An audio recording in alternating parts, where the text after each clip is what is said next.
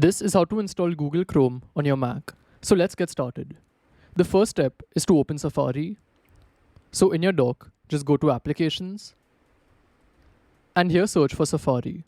Once you're here, search for Google Chrome Install and then click on the first link, which is download and install Google Chrome. After that, select Mac and then click on this option, Installation File. So from here, we can download Chrome. So select this option, Download Chrome. Click on Allow. And as you can see, the download has started here. So just wait for it to complete. And once it's complete, just double click on this file over here. So if you weren't able to get this page by double clicking on it, you'll also find it in Finder. And I'll show you how. So from the dock, open Finder. Then here, go to Downloads. And you should find the file that's here.